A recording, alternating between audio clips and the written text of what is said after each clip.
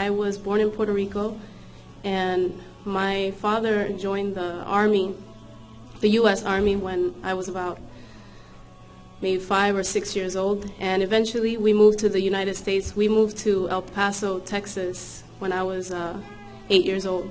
And I was also in 3rd grade and didn't know English. Through my youth, my parents and I, we moved around the U.S. all over. Every 2 or 3 years, we were moving to a different place. Because when you're in the military, you go from base to base to different jobs and everything. So we would follow wherever my father went. That's where we would go. So I got to experience and meet a lot of different people, alhamdulillah. When we had moved to El Paso, there was a large Hispanic community. And Latinos, they tend to be Catholic, and my parents were Catholic. So they began to take us to a church, and we started going to Catholic school. We would go to Sunday school.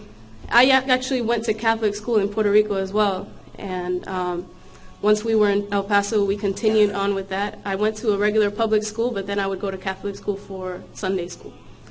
And in El Paso, I did my first communion, first confession. I went down through the sacraments in the Catholic Church. For some reason, as a child, I never felt comfortable going to the Catholic Church.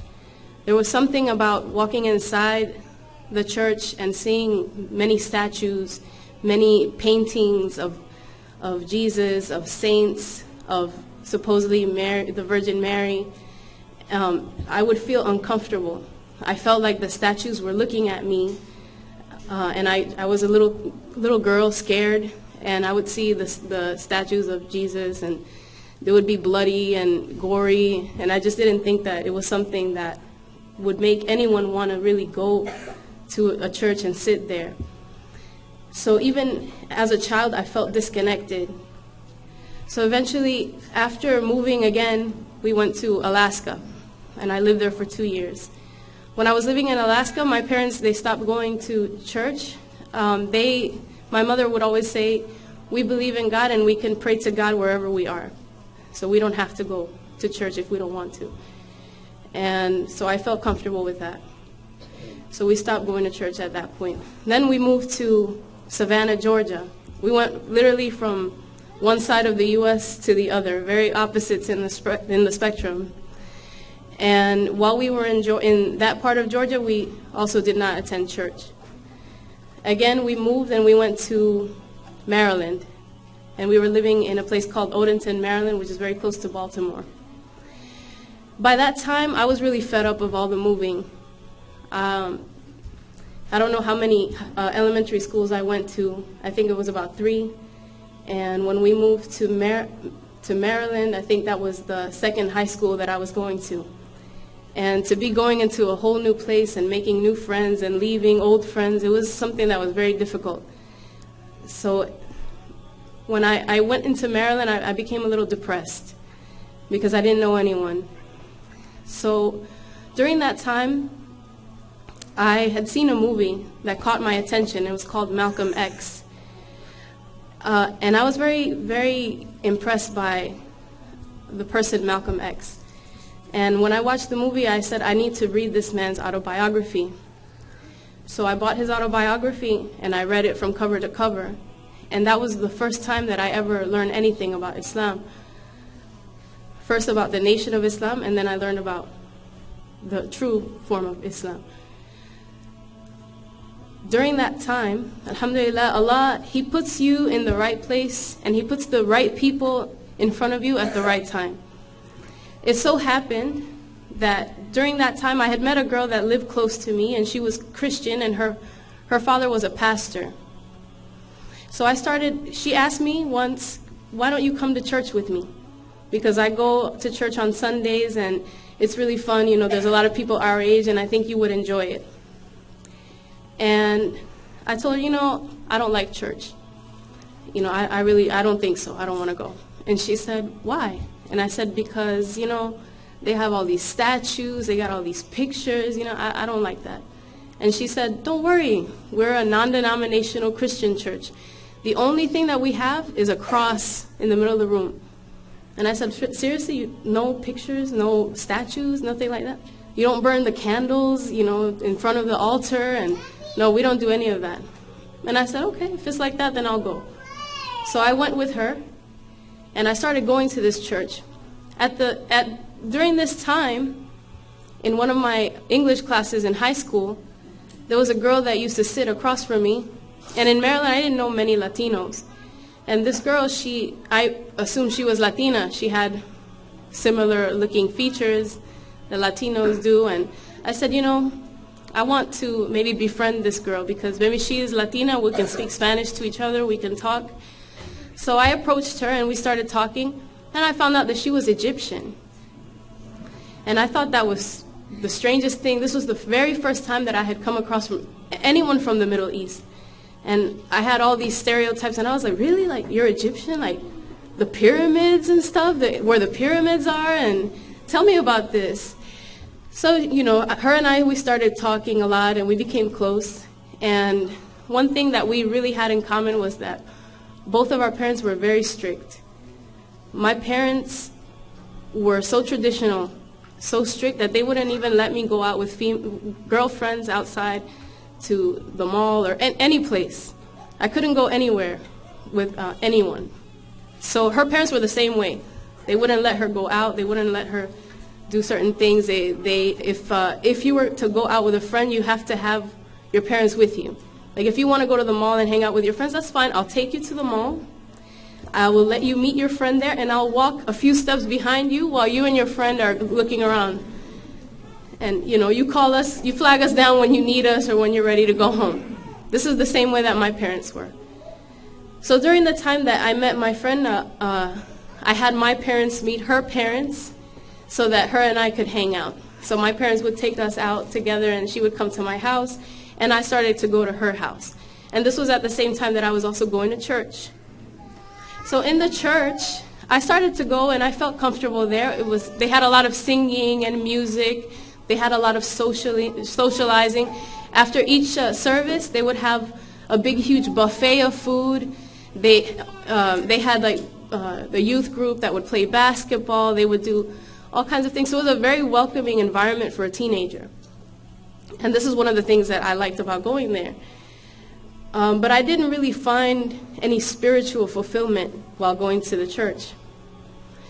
But I was trying my best to find a connection.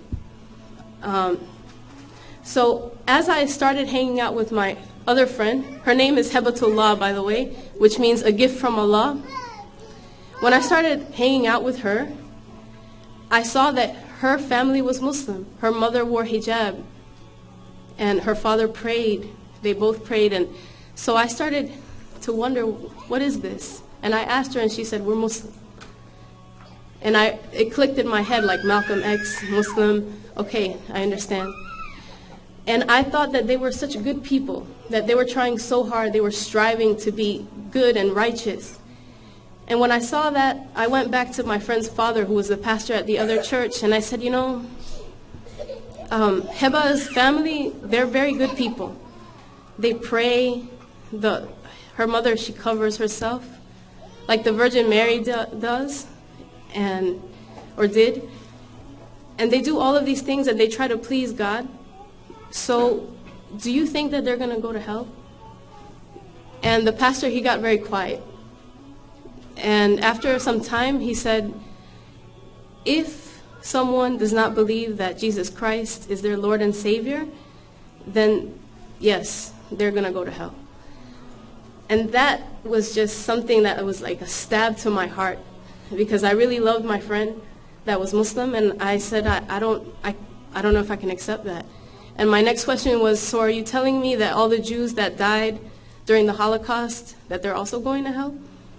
And he said, well, if they didn't accept Jesus Christ as their Lord and Savior, then yes, that's right. That's right. So that was something that I couldn't really accept.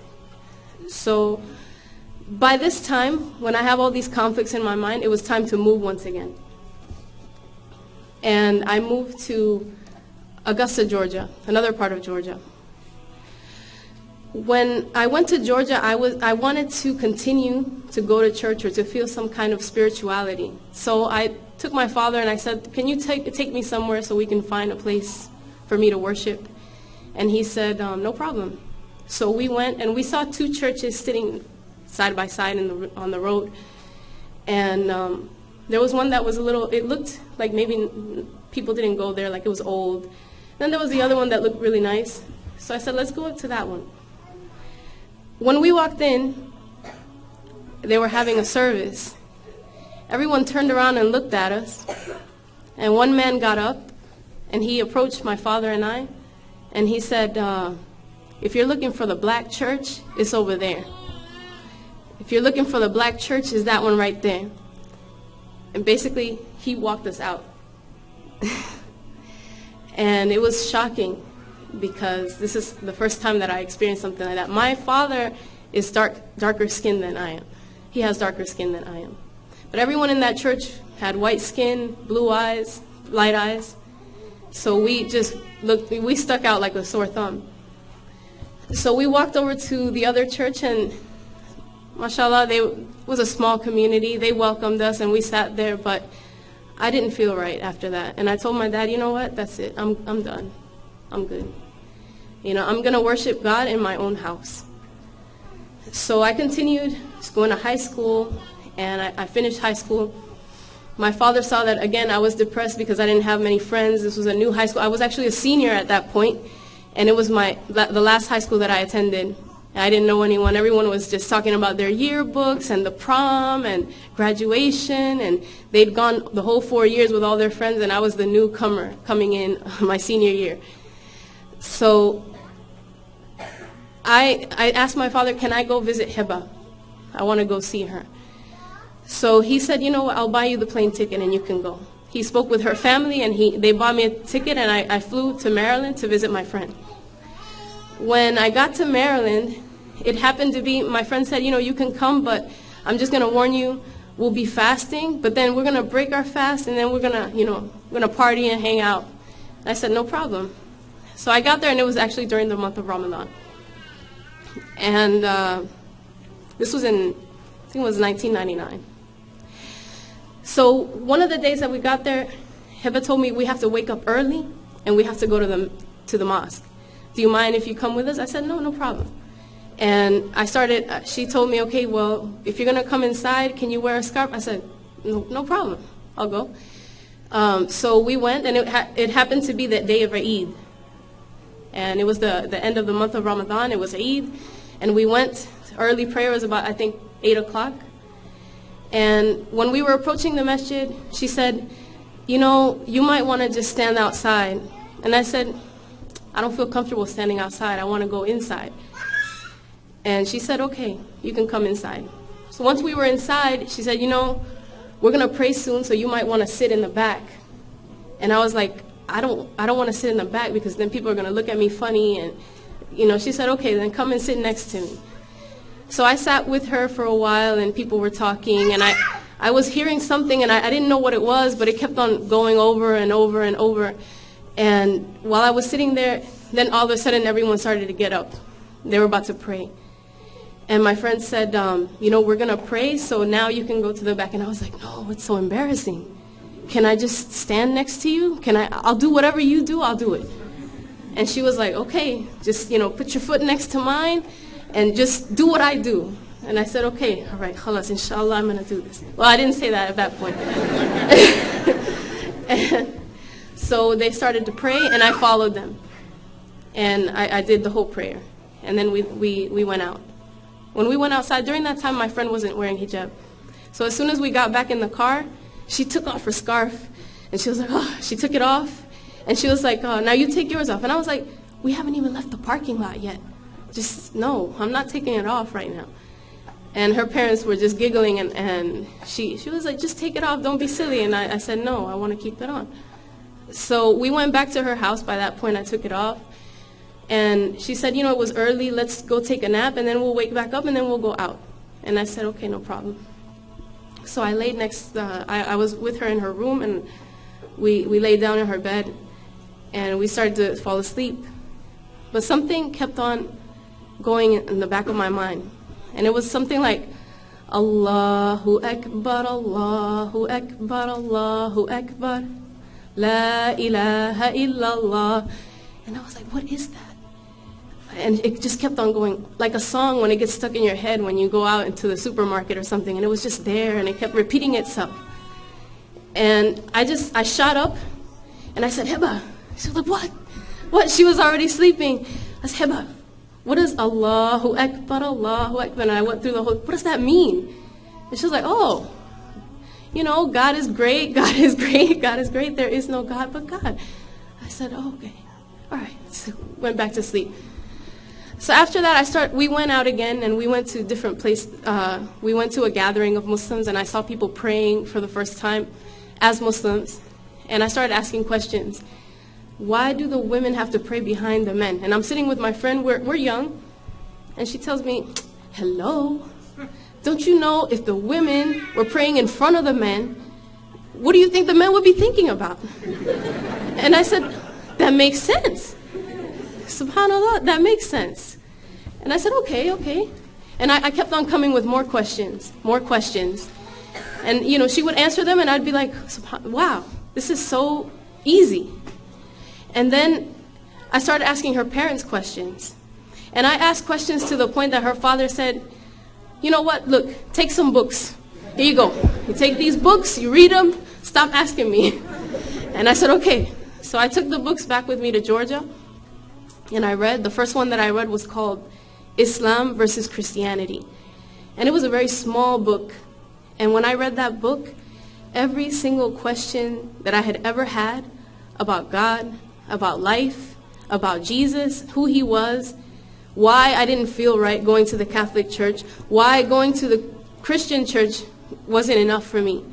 Because I was looking for an answer that I finally found in this little book after asking some questions. Alhamdulillah. It took a while, though, for me to understand what I needed to do to become a Muslim. So I started, during this time, it was the age of AOL, America Online, chat rooms and such. I started looking for Muslims on the internet, and I wanted to find a Muslim that lived close to me. So I went into a chat room, and it was like an Atlanta chat room, and I saw a name that came out as it looked like a Muslim name, and it was Fadl. And I am the person. I sent them a message, and I said, I'm interested in knowing about Islam. And it was a man, it was a brother. And since he saw that this strange woman was messaging him, he said, you know, like, whatever, no, I'm not going to talk to you. And I said, okay. I said, and I put ma salama, which means goodbye in Arabic, because at this point I knew a few Arabic words. And then he sent me a message, and he said, how do you know that? And I said, because I told you I'm interested in learning about Islam. I have an Egyptian friend, she's Muslim. I told him the whole story, and he said, send me your number, and I'm going to call you right now. And I said, this is crazy for me to do, but I sent him my number. He called me, and he said, do you believe that God is one? And I said, yes. And he said, do you believe that Muhammad? By this point, I had read about the Prophet Muhammad sallallahu alaihi wasallam. And okay. As long as it's not an attack on me. Ready? Okay. So by this time I had learned about the Prophet Muhammad sallallahu alaihi wasallam, and he asked me, do you believe that Muhammad was the final messenger? And I said yes. And he said, okay, repeat after me. Ashhadu an la ilaha illallah wa ashhadu anna Muhammad Rasulullah. And I did so. And he said, I'm going to come and see you. I live in Atlanta, but I'm going to come and I'm going to bring you some things, and we're going to do this, but you need some witnesses. So I met him and his family he happened to have cousins that lived close to me. We met there, and I said my shahada there in front of them. Alhamdulillah, this was in the year 2000. I think it was about August or September of 2000. And after that, I called my friend, the Egyptian friend, and I told her, she didn't even know I knew certain things. She didn't know what words I had learned or anything. So when I called her, I said, Heba, you know, after we said, how you doing, what's going on, and everything, I was like, you know, I took my shahada yesterday.